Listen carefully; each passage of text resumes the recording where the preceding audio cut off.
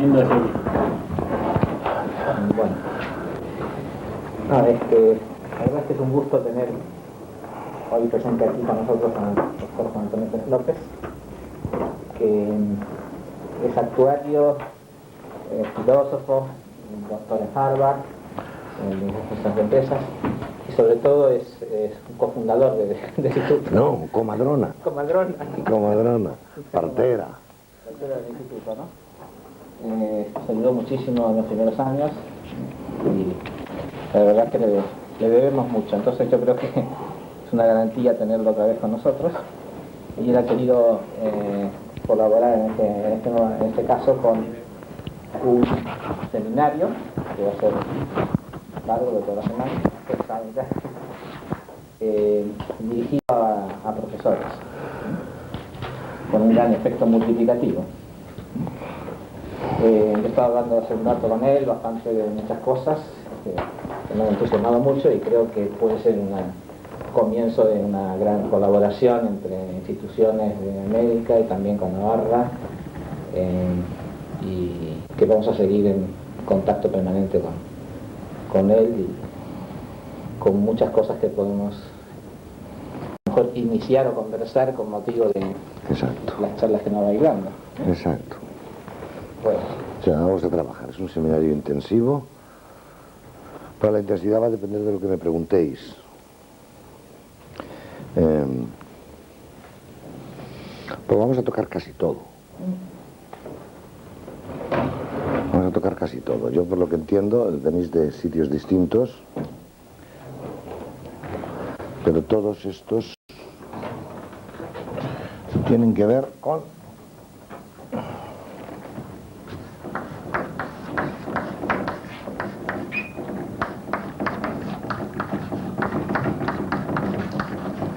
esto, ¿no? Con la acción humana. Algunos sois economistas, ¿verdad? Preguntan mucho. Pues nada, hay que preguntar mucho. Con la acción humana. Los economistas tienen una enorme tendencia a despersonalizar la acción. Y luego vienen los problemas a la hora de aplicarlo. Pero sin embargo creo que puede suponer, con la formación de economista, puede suponer también un buen punto el darle vueltas a la acción humana. Vamos a hablar sobre la acción humana. Y yo no voy a hablar sobre la acción humana en plan literario ni en plan... Yo honestamente creo que yo he modelizado algunas cosas, un modelo que parece que funciona, y voy a hablar de ese modelo, claro. Voy a hablar de ese modelo. Ese modelo que puede ser útil para la investigación de la acción humana, para la enseñanza, enseñar a la gente a actuar mejor, y para la práctica, para la consulta, enseñar a la gente, ¿qué tal?, a modificar comportamientos o orientar mejor su acción. Y tengo que partir de unas bases metodológicas. Efectivamente tenéis esos apuntes míos que tenéis, que son el borrador de un libro que, si Dios quiere, a ver si lo termino este verano, porque están ahí 2 partes, pero me falta la tercera, de la cual les has distribuido el capítulo 13. Bueno, está el primer capítulo de la tercera parte, que tendría otros 2, que entraremos en ellos al final.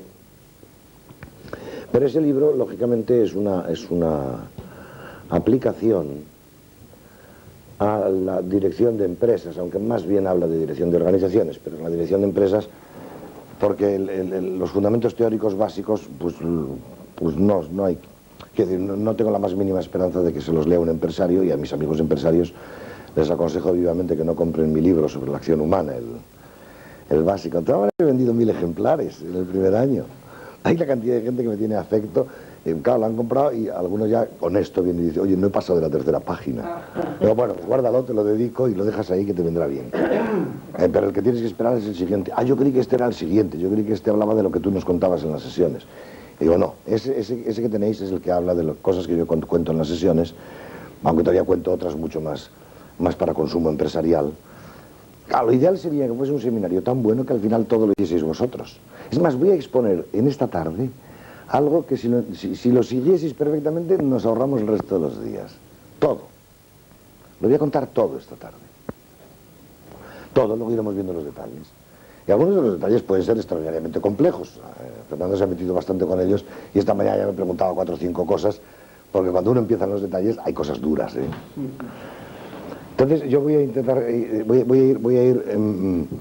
tenéis ese libro como referencia, como base, creo que os puede servir y os va a evitar tomar notas y cosas de estas, pero voy a intentar, el libro es un iceberg, ya veremos que es un iceberg, que es el pico de un iceberg. Entraremos en la parte de abajo, porque pienso que es la que puede seros útil. Estoy hablando a profesores.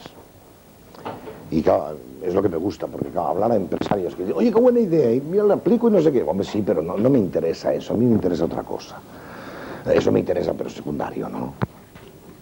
Entonces a profesores sí que me interesaría decir, vamos a intentar en estos días, voy a tratar de venderos mi idea sobre el análisis de la acción, es decir, cómo, ya lo lanzo, cómo Aristóteles y yo enfocamos el análisis de la acción. Con 2400 años de distancia, pero yo creo, honestamente, en estos momentos pienso que el mejor amigo de Aristóteles soy yo. Nos tenemos un afecto loco, trabajamos juntos, yo veo que de vez en cuando me jalea y dice, hombre, qué bien, tú, claro, pero hay que reconocer que hay un truquito, que tú tienes unos instrumentos que yo no tenía. Y le digo, bueno, pero las ideas son tuyas, o sea, que pues, encantado de la vida, ¿no? Y está encantado de la vida. Es incluso cuando a veces parece que le voy a contradecir un poquillo, no le contradigo, es que yo siempre digo que he tenido una ventaja sobre Aristóteles. Uno, que Aristóteles lo descubrí yo. Cuando estaba haciendo mis trabajos de investigación, que se originaban en la matemática y en la cibernética y en el control y todas aquellas cosas, empieza uno a pensar y decir, esto no tiene salida, esto no tiene salida, esto no tiene salida, a ver si la tiene. Empieza a descubrir pequeñas cosas.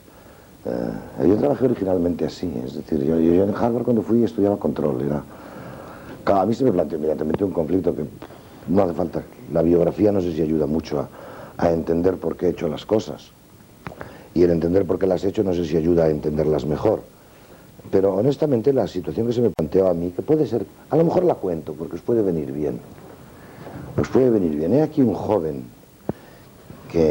profesor del IES, que se va a Harvard, con una idea muy clara, que hay cosas que aprender de los americanos y especialmente en Harvard, esto no cabe ninguna duda, pero que también los americanos hay cosas en las cuales parece que no están muy al día. Suelen ignorar casi todo lo que estaban haciendo gente como Aristóteles y compañía hace 2400 años.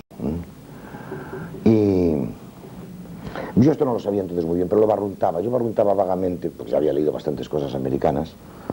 Cuando fui del IES llevaba entonces 1 año, 2 años, yo me fui a Estados Unidos, que bueno, que yo en algunos puntos tenía alguna ventajilla sobre ellos. Y que en los otros yo podía aprender mucho de ellos. Y me fui a Harvard con toda esta ilusión y me metí allí y lógicamente yo estuve haciendo el doctoral y al mismo tiempo, pues gracias a Dios, tuve un doctoral muy majo porque podía seguir mi propia investigación. Y la verdad es que una de las cosas que algo ha cambiado Harvard, algo ha cambiado, ahora está un poco peor. En aquella época estaba a años luz de distancia de las demás, era en la altura de muchos de sus profesores, la categoría humana de muchos de sus profesores, cosa que yo veía con mis colegas que no pasaba en otros sitios que no voy a citar. Pero universidades de primer orden que no, que había razón, y en Harvard no, había cierta aperturilla, mucha para los yanquis, con lo cual tenía un doctorado bastante bajo. Y yo estaba haciendo mi investigación en control. Entonces, claramente, un señor que está en empresas, en dirección de empresas, que además de origen es matemático, la tesis en España la había hecho en matemáticas, vamos, una aplicación de matemáticas y cosas de estas, pues yo iba a control con bastante fuerza. Diciendo, vamos a diseñar sistemas de control, que lógicamente, pues un buen sistema de control debe de tener una característica fundamental, que es que aquellos objetivos del sistema, es decir, aquello que yo he visto una serie de objetivos en una organización, monto el sistema, entonces que el sistema operando tiene que conseguir el logro de aquellos objetivos. Es una idea bastante normal, ¿no? O sea, si un sistema de control es perfecto, tendría que garantizar el logro de los objetivos. Y claro, uno empieza a decir, bueno, vamos a ver cómo va esto de los sistemas de control. Es curioso que en aquella época además estaba Anthony escribiendo, porque yo trabajé con él y estaba escribiendo el Framework for Analysis, Control Systems y cosas de aquellas. Y yo iba a trabajar con él, me trató maravillosamente bien Bob Anthony, gran amigo. Entonces, con todas aquellas ideas mirándolas, por otro lado diciendo un sistema... Pero claro, a mí había una cosa que siempre me estaba rebotando en la cabeza. Si yo monto un sistema de control perfecto, significa que la gente a la que estoy controlando va a lograr unos objetivos que yo le he puesto ahí. Se trata de adaptar mi acción de control a las metas, de manera que si quiero que se venda más, si quiero que se haga tal, voy a montar el sistema y el sistema les lleva hacia aquello, y si actúo bien sobre el sistema, pues lógicamente se conseguirán aquello. Y luego, por detrás de la cabeza venía mi formación humanista diciendo, ¿y la libertad humana qué? Y claro, uno era joven y dice, no voy a empezar a plantear estos problemas, ¿no? ¿La libertad humana qué? Vamos a ver primero qué es lo que pasa aquí. Pero aquel problema fue metiéndose cada vez más dentro. No, yo no puedo estar haciendo unos sistemas de control en los cuales digo, mira, monta este sistema y la gente actuará de esta manera. Digo, eso o es imposible o es una salvajada o algo pasa, porque el ser humano es libre. ¿Cómo se junta la posibilidad de controlar la acción humana con el hecho de que el ser humano es libre? El tema es bastante serio, no sé si habréis pensado alguna vez en él. Bueno, uno tenía la suficiente finura para decir, yo lo que pasa es que de este problema me iba escapando. Porque digo, hombre, es que si fuese capaz de saber cómo se controla la acción humana, respetando la libertad de la gente, estaría resolviendo el problema de cómo nos controla Dios. Es un problema que además yo sabía, tengo suficiente formación humanista para darme cuenta que se habían estrellado ilustres teólogos. Es el tema de la predestinación. Se habían estrellado ilustres teólogos en ese tema. ¿Cómo es posible que Dios sepa todo lo que nos va a ocurrir y que al mismo tiempo yo sea libre? Y uy, exceptuando el Aquinate, que ese sí que... Y ese además daba una solución que aparentemente decía uno, esto es lo que pasa es que va del problema. No, ya empecé a dar cuenta que no, que el Aquinate lo que pasa es que lo resolvía. Lo que pasa es que, claro, tú siempre que uno le plantea problemas, ¿cómo es posible que Dios sepa lo que yo voy a hacer y que yo al mismo tiempo sea libre? ¿Os estáis dando cuenta que el problema lo plantean desde el punto de vista de un decisor, que es Dios? Y la respuesta es, oye, majo, que yo no soy Dios. Si pudiese contestarte a eso, te contestaría como el decisor que lo ha hecho, que es Dios. Yo no soy Dios. Con lo cual, la primera respuesta sería, no tengo ni idea. Si lo supiese sería Dios. Bueno, aquí no te da mejor respuesta, pero está en esta línea. Con lo cual, ese tema se me planteaba de una manera tremenda. Es decir, ¿cómo conectar al mismo tiempo el intento de controlar la acción humana y hacer que la gente haga una serie de cosas con el hecho de que aquel ser humano es libre? Hombre, la solución trivial que me daban los yanquis era la de siempre. No te preocupes tú, hombre, lo que pasa es que una empresa es una cosa muy limitada. Yo decía, bueno, pero si montamos sistemas de control no son solo para la empresa, puede ser para el Estado, provincia, municipio y familia. Pero bueno, lo que el hombre hace a las organizaciones es una cosa y luego el ser humano ya por dentro, pues lo que le dé la gana. Y dices, adiós, esto es esquizofrenia. Es que eso es eso, claro. Es que la acción humana, vamos, es que la primera concepción que yo andaba por el mundo es que la acción humana como la madre solo es una. Así es que uno no actúa simultáneamente, no hace dos acciones simultáneamente, está haciendo una. ¿Que tiene consecuencias? Las tiene. Y unas para la empresa, otras para el Estado, otras para la provincia, otras para el municipio, otras para la mujer y otras para los hijos y otras para él. Pero la acción es única. Es decir, los otros son puntos de vista, son abstracciones. Y desde el punto de vista abstracto yo puedo decir, lo analizo desde aquí suponiendo ceteris paribus, que todas las demás cosas son igual entonces. Y hombre, tú supones que todas las demás cosas son igual, no. Es decir, si yo en la empresa le he dado un puntapié a un señor, le he dado un puntapié a un señor. Y cuando me voy a casa, yo sigo siendo un señor que le ha dado un puntapié a otro. Y por eso los empresarios, cuando le dan puntapiés a los obreros, normalmente no se lo cuentan a las mujeres. Porque ninguna mujer en su sano juicio le gusta que su marido ande dando puntapiés a otros. Y es otra cosa porque empieza a pensar con mucho sentido común que cualquier día se lo da a ella. Es esa unidad. Bueno, por cierto, esa unidad que además le vuelve loca a la gente. Es decir, los desarrollos más serios que ha habido ya muy posteriores en gente que hoy día habla en ética en Estados Unidos, que hay un renovar de la ética bastante fuerte, incluso volviendo a Aristóteles, se tropiezan con esto. Es decir, el tema de la unidad de las virtudes, que es la unidad de la acción y lo que le pasa al ser humano, en McIntyre, que es uno de los más nombrados en ética en Estados Unidos, porque empieza a escribir en es desde el 80, Este tiene publicado el primer libro, After Virtue, en el 82, el segundo en el 80 y tantos, Whose Justice, Which Justice, Which Rationality, y el último, estos libros son todos de esta década. Es el hombre que más revolución ha ocasionado en los ámbitos filosóficos, estrictamente, no ha entrado en las escuelas de dirección ni en los demás, pero ha ocasionado bastante lío en Estados Unidos, El primer libro, claro, dice que lo de la unidad de las virtudes es una tontería, que claro que hasta ahí Aristóteles se equivocó, que eso no se entiende. En el segundo dice que él se equivocó. Pero lo que ocurre es que entre el primero y el segundo libro ha ocurrido una cosa muy seria. Es que este hombre, que era un filósofo analítico y que era... Alasdair MacIntyre. ¿Alguno estáis interesados en temas Este es de filosofía, ¿eh? Alasdair MacIntyre, el primer libro es After Virtue. After Virtue. Tras de la virtud, está traducido. Después el segundo es, no creo que esté traducido, es Which Justice o Which Rationality. ¿Qué justicia, la racionalidad de quién? Y el tercero, no me acuerdo cómo se llama. Él es muy conocido por After Virtue. Entonces él dice esto, el segundo dice que se ha equivocado. Que efectivamente que la unidad de las virtudes es muy seria. La unidad de las virtudes ya iremos entrando, pero no, lo único que significa es que las acciones en el ser humano dejan huella y que esa huella que no hay que olvidarla. Es lo que me preocupa a mí, vamos. Pero ha ocurrido una cosa muy curiosa, Alasdair MacIntyre, entre el primer libro y el segundo, lo que él explica es que él era un filósofo analítico, que era un hombre que desde el punto de vista religioso no tenía ninguna creencia definida. Su contacto con Aristóteles también estaba detrás, que él fue discípulo de Maritain. Lo cierto es que entre un libro y el otro ocurrió una cosa muy importante en su vida. Se ha convertido, es un converso al catolicismo. Y claro, ya jura. Aristóteles le ha llevado a Tomás de Aquino, empezó a meterse con Tomás de Aquino, se ha convertido y ya jura por la unidad de las virtudes por el buen argumento del Aquinate, que no cierra. O sea, ahora la jura, pero no la demuestra. El propio Aquinate les pasa mal. Ya veremos que este es un tema serio. Vamos, es un tema tan serio que dice el siguiente: ¿por qué una persona que está tratando cruelmente a sus obreros es una persona que tratará cruelmente a su familia? Eso el viernes a lo mejor llegamos a ver. Mirad por qué. ¿Y por qué la intuición tremenda de las mujeres, que no les gusta nada que su marido sea cruel cuando actúa por ahí fuera? La crueldad no les gusta, su intuición les hace verlo por dónde va. Es la misma intuición de este y la misma intuición de todo, es que todo esto está unificado y que el ser humano no puede funcionar con distintos gorros, pero la cabeza no le cambia, la pone siempre en la misma cabeza, el gorro. Bueno, pues ese problema que está ahí me preocupaba a mí mucho entonces, y claro, de ahí empecé. De ahí empecé con la teoría de la acción. Vi las teorías de la acción que había, por cierto. Los economistas austríacos sí que...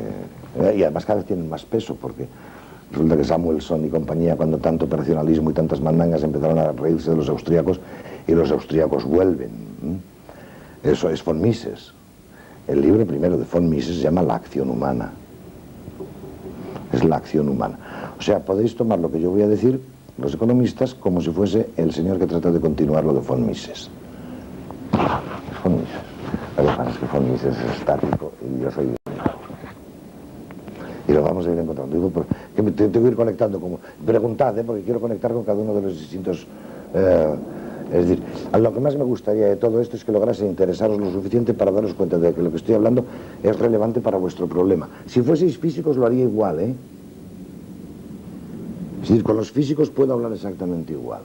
Yo no trago el principio de indeterminación de Heisenberg. No lo trago, honestamente. Me parece que es castrar el pensamiento físico. Da la casualidad que Einstein pensaba también así, Y si me queréis hablar del vacío cuántico, también hablo del vacío cuántico. Y de las desigualdades de Bell. Que no hay acción a distancia. ¿Cómo que no hay acción a distancia? Tú no la pringuemos, tú no liemos. La gravedad es acción a distancia. Y si nos cargamos la gravedad, nos hemos cargado la mecánica clásica. Y no le demos más vueltas que la mecánica clásica en la de Newton. Y Einstein, cuidado, que no es generalización la de Einstein. Las fórmulas son más generales, pero la matemática tiene muchas limitaciones. Yo puedo irme por ramas de estas, pero porque me ha tocado ir por ellas. Es decir, lo malo es que cuando explico lo que yo he hecho, en realidad, si empiezo a explicarlo, daremos una cantidad de rodeos brutales. O sea, tengo una dificultad para enseñar lo que he hecho, porque si voy a hacer el proceso... Mi dificultad fundamental es que yo nunca he estudiado lo que voy a explicar. Lo he descubierto. Y el proceso de descubrimiento heurístico es muy distinto del proceso ideal desde el punto de vista pedagógico. Con lo cual también padeceréis el que, a pesar de que ya voy teniendo más experiencia al enseñarlo, siempre parto de la base de que yo no lo tuve que aprender, lo cual siempre no puedo reproducir lo que yo hice para aprenderlo a la hora de explicarlo. Y si trato de reproducirlo, puedo irme por las ramas, porque ha habido cosas que las vi en la física, otras cosas las vi en la economía, otras cosas las vi en la matemática, otras las vi por aquí. Y todo esto parecía que se fundía, que se fundía, que se fundía, con esa preocupación fundamental que tenía, que es la que me gustaría que quedase, la preocupación de explicar la acción humana. ¿Por qué cuernos una persona hace lo que está haciendo? ¿Por qué esa persona? Pues si es libre, lo hace porque le da la gana. Digo, no me vale. No me vale. Lo que hace una persona, indudablemente parte de lo que hace se explica que es porque le da la gana, pero parte no, porque lo que sí que sé distinguir muy claramente, eso sí que sabía suficiente filosofía ya entonces, es entre libertad e independencia. Entre libertad e independencia. La libertad lo único que me da es la posibilidad de elegir entre alternativas. La independencia me da la posibilidad de elegir cualquier alternativa y conseguir cualquier resultado. O sea, independiente solo hay un ser. Es en este modelo lo que me parece el equivalente al teos aristotélico. Solo hay un ser, porque dos seres independientes son contradictorios. Solo puede haber uno. Y ese no nos hace competencia, nos deja operar. Elige el camino y elige el resultado. Significa que crea la realidad. O sea, la realidad la crea directamente. Nosotros generalmente estamos en situaciones en las cuales si elegimos el camino no podemos elegir el resultado, y si elegimos el resultado nos determina el camino. No podemos elegir ambas cosas a la vez. O sea, la libertad es elegir una de esas cosas. Pero no las dos simultáneamente, que además implica tres libertades, implica un ser independiente. Y la realidad es lo que le da la gana a ese ser. La crea. La crea directamente, con su querer. Es el querer hecho realidad y punto. En el ser humano no, el proceso es más largo, lo tendremos que ir viendo. Con lo cual la libertad me explica cosas, otras no. Y volvemos a la cuestión, tengo que explicar el por qué aquel señor hace lo que está haciendo. Y necesito categorías conceptuales para que, por un lado, aceptando, lógicamente, ese reducto que es la libertad, con lo cual no daré explicación cumplida de lo que ha hecho aquel señor, más que esto lo ha hecho porque le ha dado la gana. Pero que hay muchas otras cosas que tengo que explicar de sus circunstancias. Os dais cuenta que aquí está el viejo problema de las ciencias naturales que piensan que la acción está predeterminada, y de las ciencias humanas que piensan que la acción es producto de un querer libre y que no hay explicación posible, más que un señor quiere porque le da la gana. Y dices, no. Indudablemente aquí hay algo mucho más serio en el fondo, que es lo que se trata que seamos capaces de explicar. Y esto es lo que vamos a abordar, la explicación de la acción humana. Nos vamos a meter luego en la acción en las empresas, es la que está ahí, en las organizaciones, y podemos llegar a cosas, pero me da lo mismo, podremos seguir en otros caminos, porque lo que sí que hay por detrás de lo que sí que voy a intentar que trabajemos es una teoría general de la acción, que además en la propia teoría pues queda bastante explicado porque no tengo ningún inconveniente a que haya otras teorías. Es más, me haría feliz que hubiese otras, enseguida. Pasado mañana, no me importa.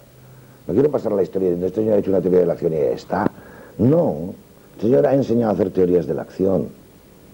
Y ahora pues, la que hizo él es tan primitiva como pueda ser una carreta de ruedas frente a un 747. Porque las hagan, en cuanto mejor es mejor, porque le irá bien a todo el mundo. Serán muy útiles para la humanidad. Entonces no me importa, lo que sí que creo que podría pasar es decir, bueno, pues el primero que la hizo con ese sentido, pues eso sí, ya me apunto, bien, vale, pero que está inmediatamente obsoleta, encantado de la vida. Pero veremos cuáles son las condiciones de obsolescencia, para que además os animéis y hagáis otra si queréis. Pero eso sí, que haga esta obsoleta, que tiene sus dificultades. A mí no se me ha ocurrido, si me hubiese ocurrido estaría intentando hacerla, ya se ve. Entonces el tema fundamental es, vamos a intentar explicar esto, la acción humana.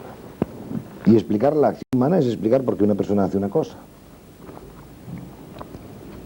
y no otra. Entonces, primer punto, que este es el que yo me di cuenta en aquella época, es cuando empecé a meterme a fondo con ello, y me ha influido mucho después. Bueno, que la única manera de entender la acción humana, en cuanto humana, es entender la decisión. O sea que la unidad, lo que clásicamente se podría llamar la unidad conceptual que hace inteligible la acción humana es la decisión humana. Y voy a hablar de decisión. Voy a hablar de la decisión. Y de hecho todo lo que vamos a ver va a ser una modelización para explicar las decisiones. Por aquí está el matemático. Tú estás haciendo teoría bayesiana de la decisión. Pues que Dios te bendiga, es buenísima. ¿Haces teoría bayesiana? No. ¿No?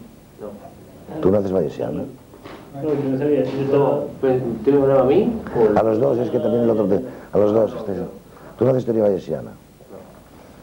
No haces teoría bayesiana de la decisión. Es que esta es la primera que me enamoró. Si Aristóteles siempre me podría decir, Juan Antonio, tú has tenido dos instrumentos que yo no tuve.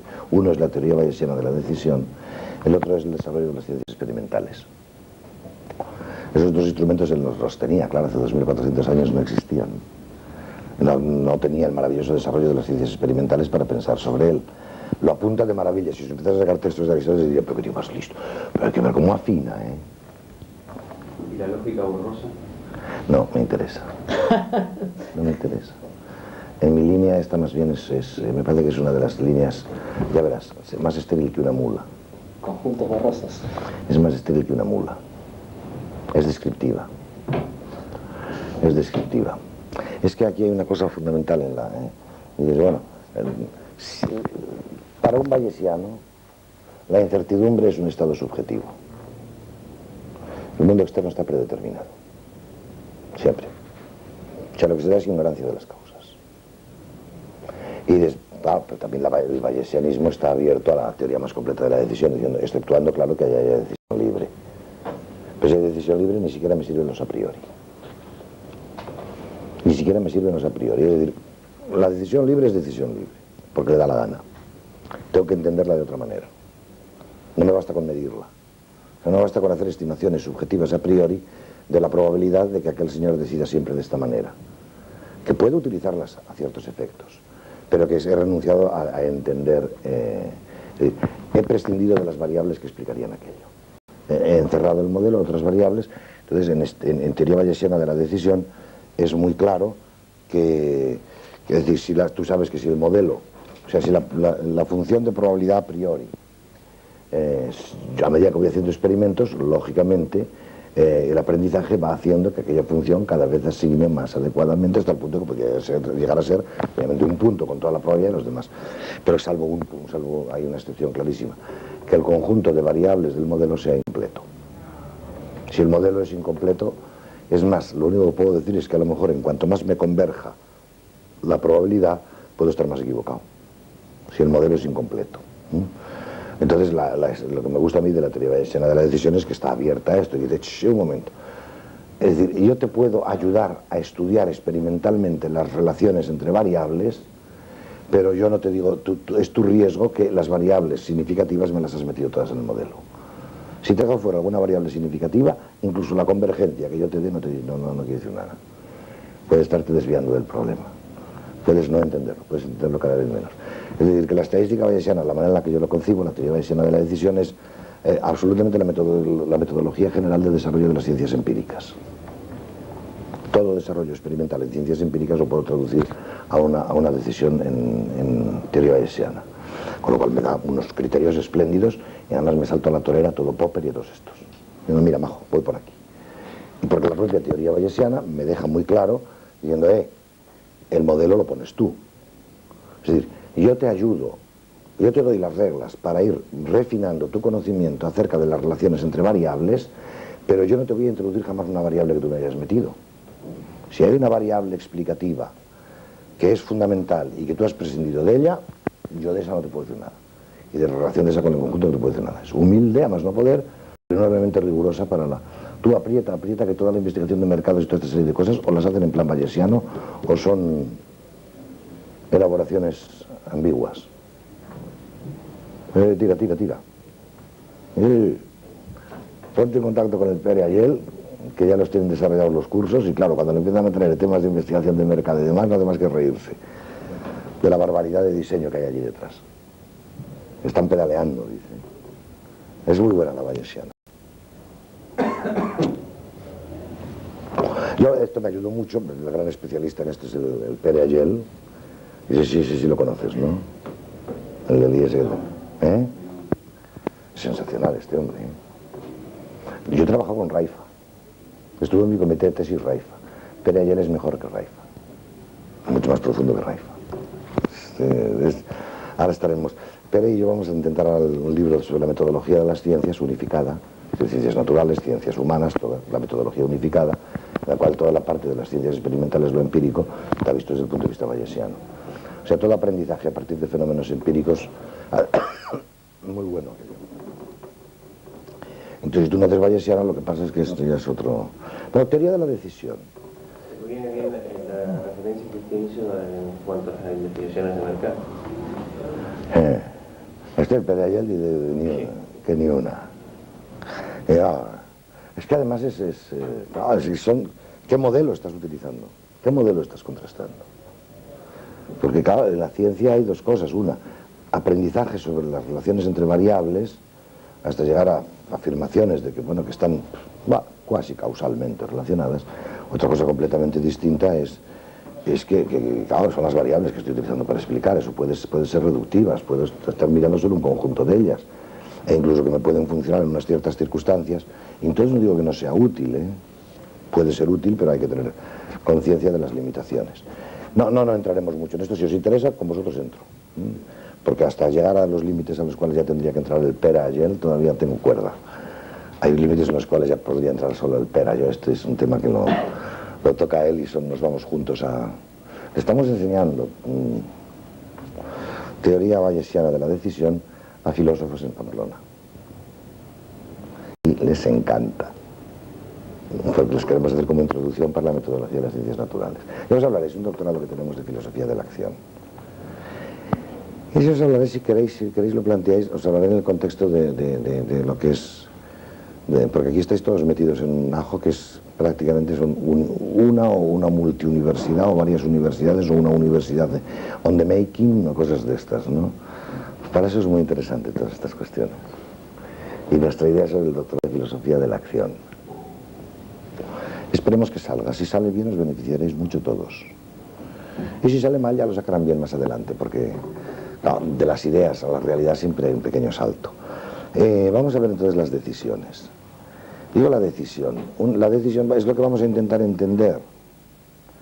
Vamos a intentar entender las decisiones, cómo se toman las decisiones. Entonces, esto es un modelo sobre toma de decisión. Y sí que quisiera poner de relieve... Bueno, lo voy a poner antes. Yo creo que es mejor si empiezo antes. Voy a tomar el sentido más ingenuo de lo que es decisión. O sea, voy a tomar decisión, voy a entender la acción humana entendiendo, lógicamente, las decisiones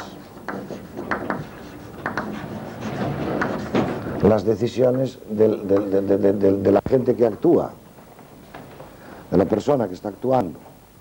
Voy a ver si entiendo sus decisiones, a ver qué pasa con sus decisiones, por qué toma las decisiones que toma, por qué elige unos cursos de acción en lugar de otros. Es lo que voy a intentar entender. Entonces, yo aquí parto, básicamente esto es todo lo que hago, de que una decisión es la elección de un plan de acción, es decir, la imagen clásica. Es decir, tengo alternativas con resultados y aquí hay un señor que elige entre las alternativas para el logro de unos ciertos resultados. Claro, si elige, la imagen clásica es que él valora los resultados,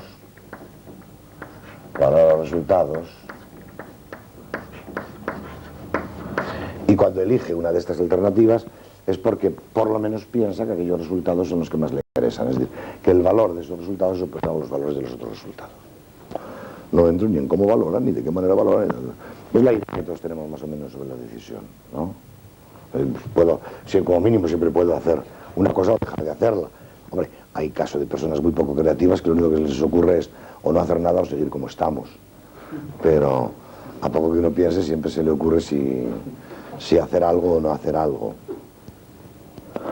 Entonces, el hacer algo ya es la elección de alternativas y siempre lo que hay por detrás es que aquella persona pues ha anticipado unos resultados y los ha evaluado de una cierta manera y elige el que le parece que le va a traer unos mejores resultados. Todo esto le tendremos que dar un contenido mucho más operativo. Entonces, esto es positivo, pero tendremos que entrar porque hay problemas ligados a cada paso de esto. Cada paso de lo que estoy diciendo, cuando lo quiero interpretar en serio, un poco formalmente, está plagado de problemas, ¿no? Y problemas que en algunos casos han sido bastante serios.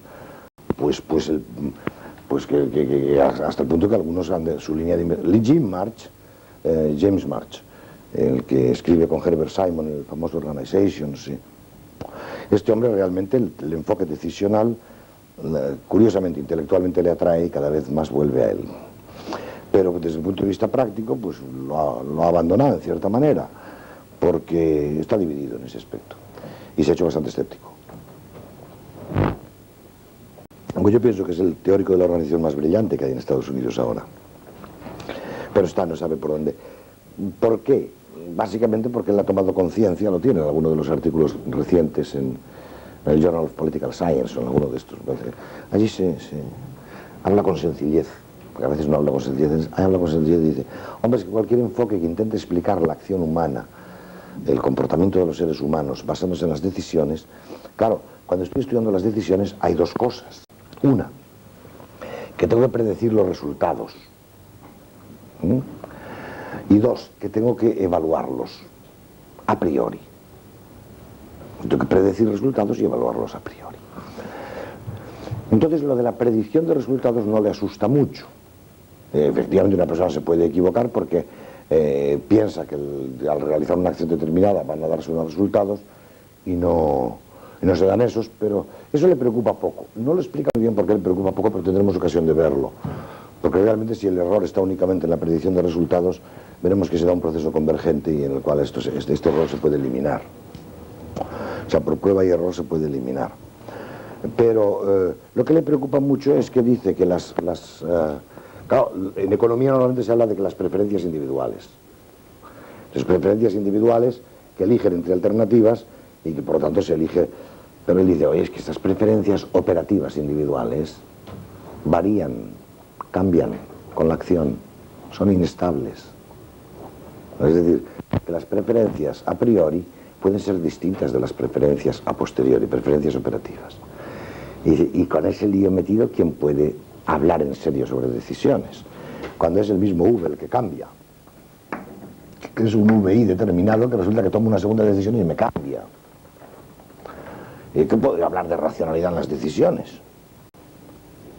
Esto que la gente tiende mucho a decir, fulanito, pues actúa así, bueno, cada uno actúa de acuerdo con sus escalas de valores. Y hombre, eso no es decir nada, majo, las escalas de valores cambian. Esas escalas de valoración que una persona tiene cambian con motivo de la experiencia, pero ¿de qué manera? Es decir, que hay resultados que uno a priori piensa que van... Vamos, esto hasta a los niños les pasa, piensan que si tienen una bicicleta van a ser felices, cuando tienen la bicicleta se aburren de la bicicleta y ya no quieren la bicicleta. Y le cambian, es decir, la experiencia hace cambiar las preferencias, insisto, operativas. Luego veréis que yo esto lo tendré que separar bastante. Y al pobre le entra una crisis bastante escéptica, con la cual acaba diciendo que para explicar las organizaciones, a lo mejor es olvidarse todo esto, y utiliza un modelo que, no es un modelo, él es muy riguroso, él habla de metáfora. Luego son los que quieren escribir papers para la Administrative Science Quarterly, que le llaman modelo, y hasta tratan de... Garbage can, el del cubo de basura. Dice que para explicar lo que pasa en las organizaciones hay que verlas como si fuesen un cubo de la basura, donde hay planes, hay decisores, hay resultados, hay objetivos, y que, bueno, eso se va mezclando y que a veces cuadran y entonces por ahí tira. Una imagen bastante escéptica, que es lo que le pasa a él, porque él fue el... No olvidemos una cosa, que el enfoque de estudiar las decisiones, bueno, es un enfoque que no es trivial. De hecho, yo diría que el primero que intenta, al menos en las organizaciones, explicar el comportamiento de las organizaciones, lo que pasa allí, sobre la base de las decisiones, es Herbert Simon.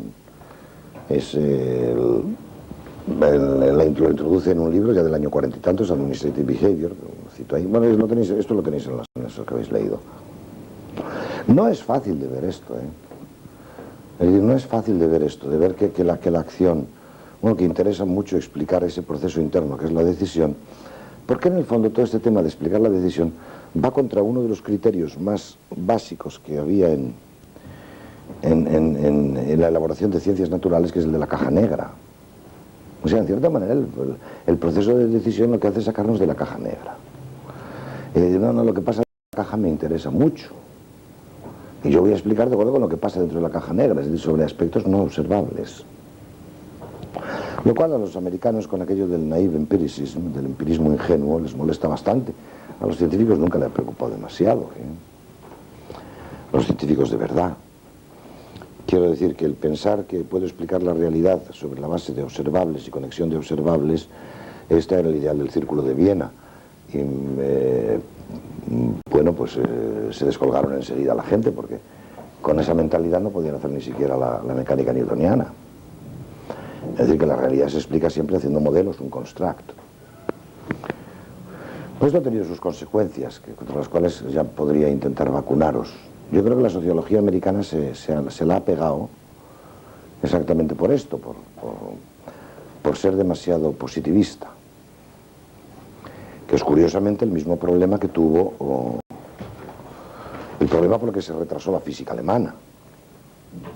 Entonces ya digo, el enfoque de decisión es un enfoque de Simon que además no se despega del positivismo totalmente, con lo cual el pobre, pues luego se vienen todos los problemas que vienen, él se dedica a inteligencia artificial, a intentar simular la decisión humana, básicamente como un problema de sistemas de información, y por eso va hacia la inteligencia artificial. Y llega a decir paridas como aquella que dijo hace más de 20 y tantos años, diciendo, antes de 10 años cualquier computadora resolverá mejor los problemas humanos que cualquier... Bueno, han pasado y seguirán pasando. Bueno, me he equivocado de años, pero ahora no falta más años. Si tenéis interés en ver los límites de la inteligencia artificial, no me voy a meter, pero hay un libro muy bueno que es Computer Power and Human Reason, de Weizenbaum, que es profesor de inteligencia artificial en MIT y visiting professor en Stanford. Es decir, de los 3 centros de inteligencia artificial, él es profesor de uno y visiting professor del otro. Y que se da unas concepciones, me parece muy bonito trabajo cultural sobre lo que es la inteligencia artificial y los límites de la inteligencia artificial y por qué. Entonces Simon se va por esa línea, March se va por la otra, pero viene con todo lo del garbage can. Pero ahí hay un tema importante, ya digo, que es el conceptualizar las cosas como decisiones, que insisto, significa intentar meterse más allá de lo observable en los procesos que están ocurriendo en un decisor que no son observables. Empiezo ya a anticiparlo porque esto nos va a ir apareciendo constantemente. Y digo, para curarnos del naive empiricism, de este empirismo ingenuo, que en muchas investigaciones de marketing está ahí, no, vamos a buscar cosas, o sea, relacionar observables. Yo para curaros de esto casi diría que os acordaseis siempre de que si a Ernst Mach hubiese estado vivo en la época de Hitler, se lo liquida con una satisfacción increíble.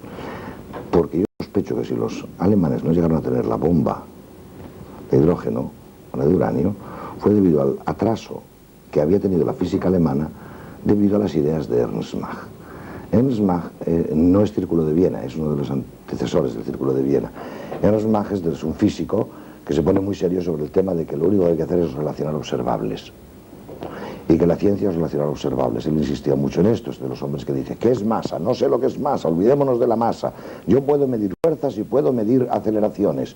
Entonces la relación entre la fuerza y la aceleración es la definición operacional de masa. Y fuera. Bueno, esto es muy atractivo y entonces el Círculo de Viena empieza con estas ideas. Y las ideas son de que aquí hay que hacer ciencia en serio y la ciencia significa hacer protocolos sobre observaciones y relacionar observaciones. Y sientan las bases y vamos a escribir la enciclopedia de las ciencias. Publicaron el tomo 1, no han vuelto a publicar ningún otro tomo, a pesar de que esto es del año 20 y tantos. El tomo 1 lo que hacía era explicar esto de los protocolos, de que había que hacerlo, de que había que ser muy fino, de que había que ser no sé qué, y relacionar observables. Entonces, cuando se pusieron a hacerlo así, ni la mecánica de Newton podían...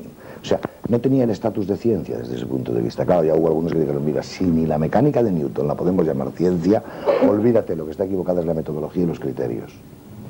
Pero lo cierto es que estos tuvieron mucha influencia. Antes del montaje del Círculo de Viena, Ernst Mach tuvo una tremenda influencia en la física alemana. Con lo cual los físicos alemanes realmente se sentían como impulsados para poder publicar en las revistas al uso y para toda esta serie de cosas, tenían obligados a reducir todas sus aseveraciones a observables. Bueno, tan llegó a ser fuerte la moda durante algunos años que algunos afirman que Boltzmann, que hizo unos descubrimientos bastante serios, se suicidó debido a esto.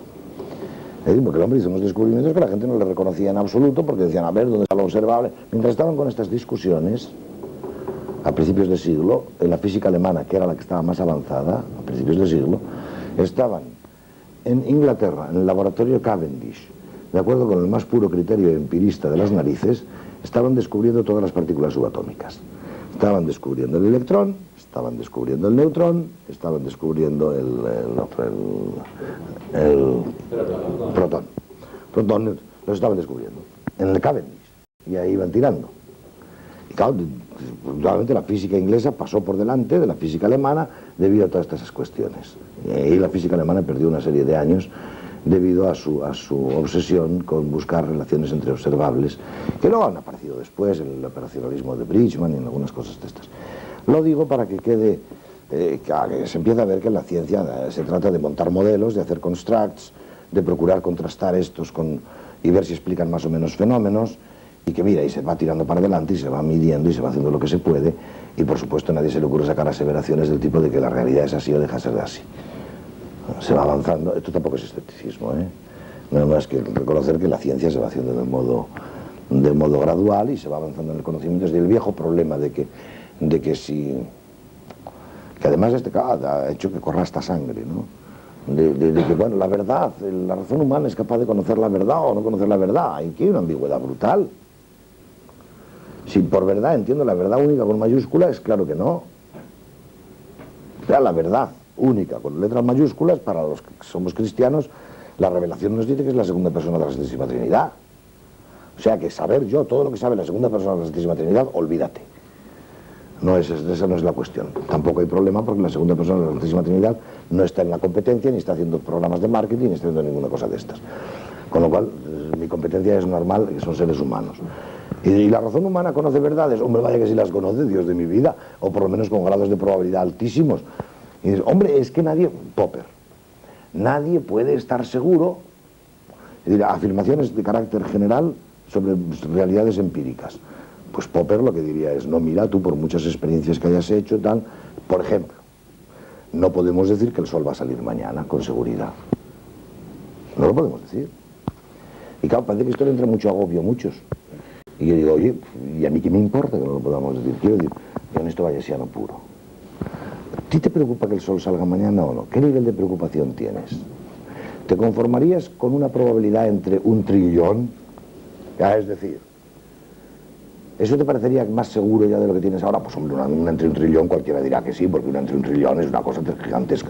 Pues mira, te apuesto un peso nuevo contra 1 trillón de pesos nuevos a que el sol sale mañana. Y si eres racional tienes que aceptarme la apuesta. Y si encuentro un montón de gente dispuesta a hacer esa apuesta, me hago rico en 2 días. Y que Dios bendiga a Popper si les ha convencido que hagan esa apuesta conmigo. Es decir, que hay muchas cosas, muchas veces que la certidumbre, ¿y a mí qué? Es más, ya veremos cuando vayamos un poco más a fondo que es que bendito sea Dios que no hay incertidumbre, porque si no tuviésemos incertidumbre nos estaríamos ya muertos de aburrimiento todos. O sea que no solamente es bueno, sino que en algunos casos es con natural que haya incertidumbre. En algunos casos es buenísimo. Es buenísimo. Hombre, es lo único que puede hacer que un matrimonio siga en marcha al cabo de 40 años de casados.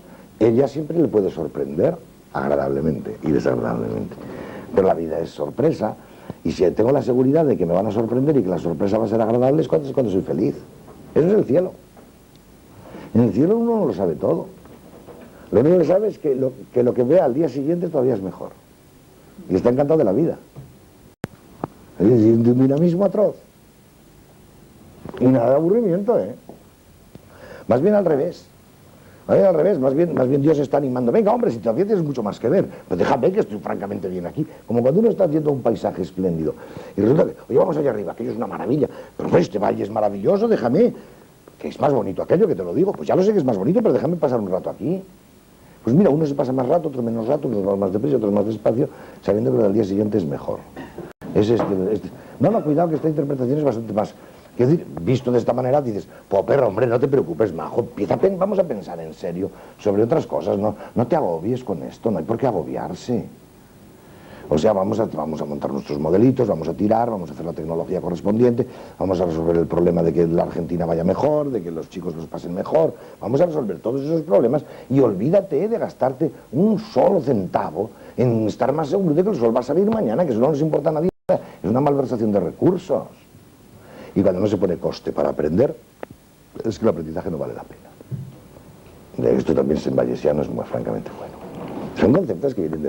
Es decir, es que uno de los grandes descubrimientos cuando se hace teoría bayesiana de la decisión es que la información perfecta tiene un valor.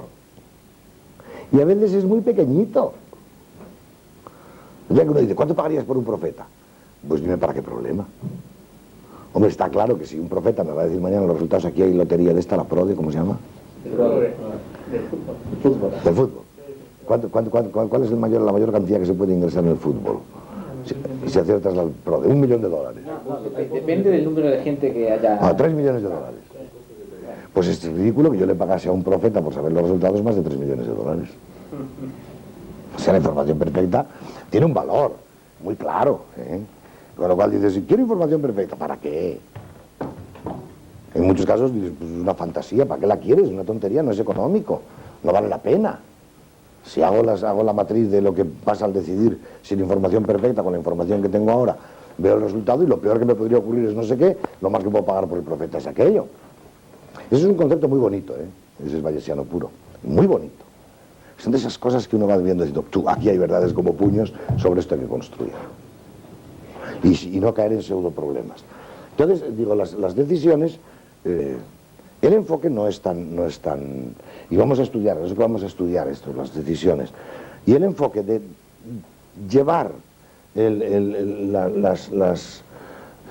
análisis de la acción humana a las decisiones humanas, pues es un enfoque que es una mentalidad la que hay que hacer aquí. Es toda una mentalidad, por ejemplo, esa mentalidad, ese modo de enfocar la realidad, se da como hongos en una buena escuela de negocios. Lo cual quiero decir que los que no estéis metidos en esto, tal vez de lo que hacen el IAE y tal, podéis aprender bastante. Porque es obsesivo este enfoque. Es decir, que por eso se enseña con casos y con todas las... Claro que a veces los profesores se desvían y como es muy incómodo, pues se dedican a utilizar los casos pues para hacer una descripción, para poner un ejemplo, para hacer 50.000 cosas. Pero en la raíz última, el método del caso no es más que enfrentar a una persona con una decisión y ver cómo la razona. Ese es Stoltenblau. Esa es la esencia. Es decir, aquí hay un problema concreto, muchacho, ¿cuál es el problema? A ver qué hacemos. Ese es un caso auténtico. Esto es duro, es decir, porque es muy duro. Y a ver qué hacemos, claro, no en plan intuitivo, sino que normalmente uno lo que empieza a hacer en esos casos es bueno, ¿y por qué dices que vas a hacer esto? ¿Has calculado esto? ¿Has calculado lo otro? Porque ese es el punto en el cual... hola. Es un punto tal. Es un punto de síntesis, o sea, la decisión es como una síntesis tremenda donde me va a jugar todo el conocimiento que tiene la gente. O sea, que los conocimientos de la gente se hacen operativos a través de la decisión. Y se trata de enseñar a la gente a utilizar esos conocimientos. Y entonces viene el enano aquel con el que estamos discutiendo el caso y dice, pues tú contratarías un profeta, como le hago yo a un caso. Hombre, pues no me vendría mal. Mira, esta vez te lo dejo contratar. ¿Cuánto le pagas? Bueno, un momento. Vamos a hacer una. Voy a vender al profeta. Yo me acuerdo, tengo un caso de estos que es una preciosidad porque está allí las consecuencias de las decisiones, es decir, que si resulta que vendo muy poco y he fabricado mucho, pues pierdo no sé cuánto. Entonces lo peor que puedo ocurrir es que decide fabricar como si pensase que voy a vender mucho y luego no venderlo. Entonces pierdo, me parece que en aquel caso, pues se pierden $6.000. Y ya, pues, dependiendo, si he acertado un poco más en las ventas se pierde menos, y si he acertado mucho, pues gano $6.000 o $7.000, no sé, así está el caso puesto. Digo, venga, esta vez os dejo, ¡ay, que habría que saber las ventas! No tienes que saber las ventas, bueno, a ver, las ventas, esto es del futuro, muchacho, esto no es información, esto es profecía. Bueno, te dejo contratar un profeta. Vale, pues ahora dejo contratar un profeta, pero lo voy a vender. A ver, apuestas, precio mínimo de salida del profeta, $10.000. ¿Quién lo compra por $10.000? Un montón de manos. 11.000 dólares, 12.000 y no sé, y algunos se van arrugando y bajan la mano. Los llego a hacer pagarme por 30 o 40.000 dólares por el profeta. Pues si el profeta todo lo que os sirve es para que os ahorréis 5.000. Para un negocio que habéis hecho, muchachos. Bueno, no es para enseñarles esto, sino es para... O sea, si una persona no hace unos ciertos números para tomar una decisión, pues no la va a tomar bien. Aunque acierte, una vez no la va a tomar bien. Y ya veremos que es una primera clasificación que vamos a tener de las decisiones. Decisiones correctas y decisiones acertadas. Hay decisiones acertadas que son incorrectas, sumamente incorrectas. Sumamente incorrectas.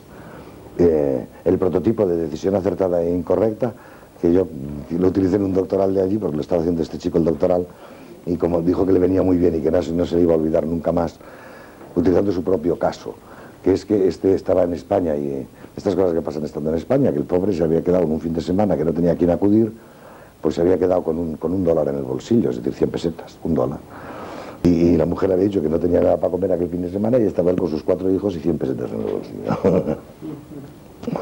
Y tomó una decisión que resultó ser sumamente acertada pero profundamente incorrecta, que es que ahí hay una lotería de los ciegos que llaman, que es un cupón que se sortea todos los días, que cuesta 100 pesetas. Se gastaron 100 pesetas y se compró un billete de estos y le tocó. O sea, le tocó, al día siguiente por la mañana estaba cobrando el equivalente a $1.000. Tuvieron un buen fin de semana, la típica decisión acertada pero incorrecta. Y él lo veía claro. ¿Por qué? Hombre, porque si esa decisión es, a pocas matemáticas que hagas, si ves lo que estás invirtiendo allí para sacar el dinero, pues claro, utilizar aquel procedimiento para alimentar a la familia es francamente nefasto. Ninguna familia podría alimentarse con esa manera de tomar decisiones. Entonces, en la decisión es donde se puede meter a la gente que utilice sus conocimientos, su información, ver si le está utilizando de modo adecuado, si no lo utiliza de modo adecuado, si lo utiliza toda, si lo utiliza mucho, poco, dónde intervienen los modelos, los conocimientos científicos, todo. Pero claro, la ciencia no se aplica inmediatamente, los conocimientos y la información no son operativos, pasan por el sujeto. Entonces el análisis de las decisiones va por ahí. Entonces, digo, si nos acostumbramos a enfocar la acción humana como procesos de decisión, e intentamos analizar las decisiones y entenderlas mejor, yo diría que me gustaría poner de relieve cómo esto puede ser tremendamente útil para 3 tipos de actividades. Y por eso me parece que recojo a todos los que estáis aquí. Para la investigación, para la enseñanza y para la práctica. O sea, y yo comprendo que para cada uno, ya veréis, los apuntes míos que tenéis, este engendro de libro que puede aparecer, se mueve como un iceberg, está mostrando el pico. Entonces, para el que quisiese utilizar aquello en la investigación, tiene que ir mucho más a fondo.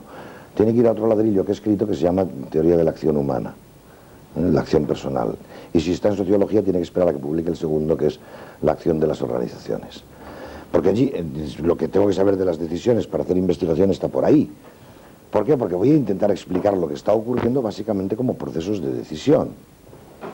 Y si lo voy a explicar como procesos de decisión. Entonces, la gran tentación, normalmente al explicar los procesos de decisión, mejor dicho, al explicar la acción humana, la gran tentación